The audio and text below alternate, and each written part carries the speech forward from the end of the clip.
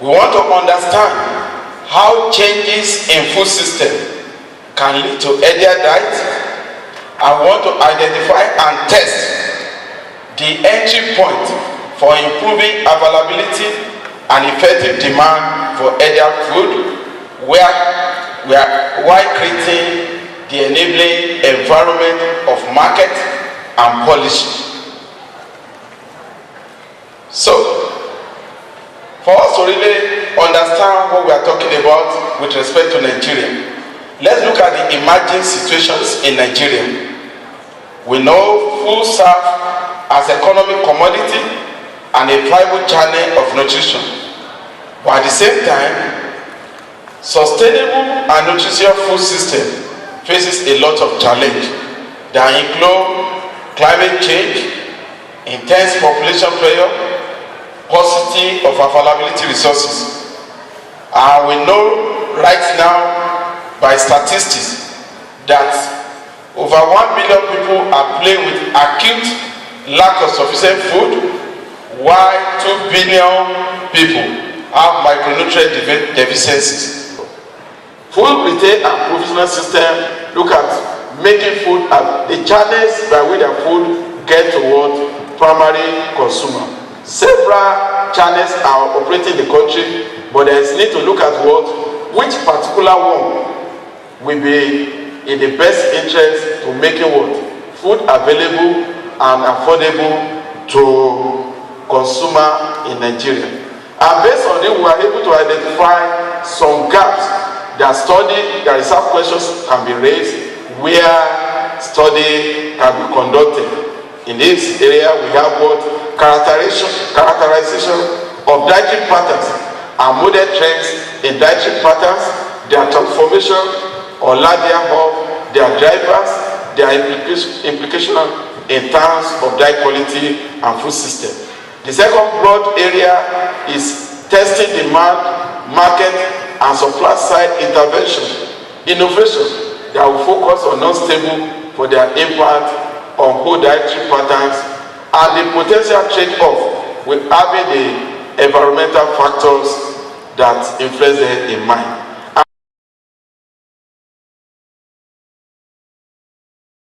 Highlight here, I want to highlight here that the crop breeding cycle for these crops is for cassava, it's 7 to 8 years. That means it takes 7 to 8 years to release a new variety for cassava, and for maize 6 to 8 years, while for banana or plantain it takes up to 12 to 14 years, which is quite long. In terms of breeding progress for cassava, so far breeding materials have been produced that already have 20 micrograms per gram of total carotenoid in terms of fresh weight. And as you can see, this has already passed the 15 microgram per gram target. Through hybridizations, about 20 million seeds have been produced, and these are being distributed to other breeders in about 12 countries who are using them for their breeding programs.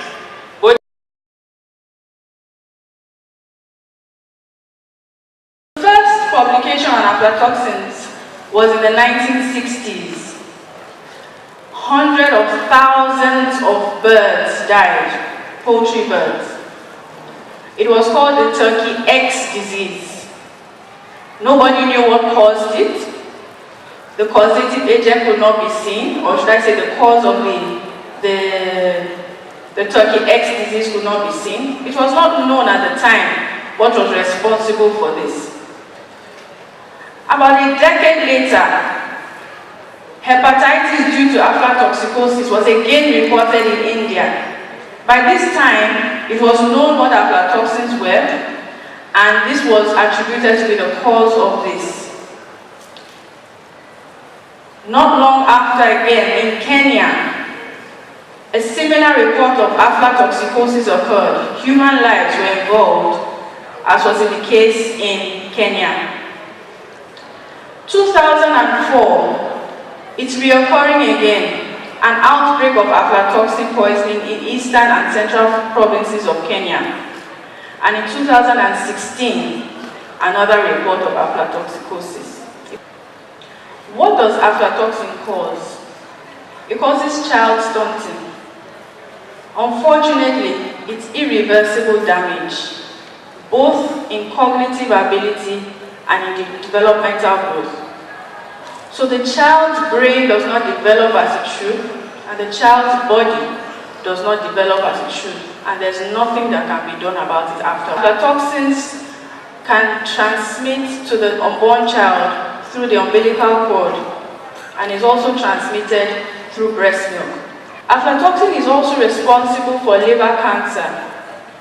5 to 28% of liver cancer cases are attributed to aflatoxicosis. So in summary, I've talked to you about the history, the facts, and the dietary exposure of aflatoxins, how protection can occur from field to consumption using good practices and including AflaSafe, how we are beginning to influence safe food availability, especially when you don't have a package telling you what has been included in your crop or not, how we are scaling up aflatoxin production and protection, and the multi-dimensional approach and actors involved in aflatoxin mitigation in Nigeria. We are thankful to the many partners and donors that have supported this project through the life cycle of AflaSafe, and also thank you very much for listening.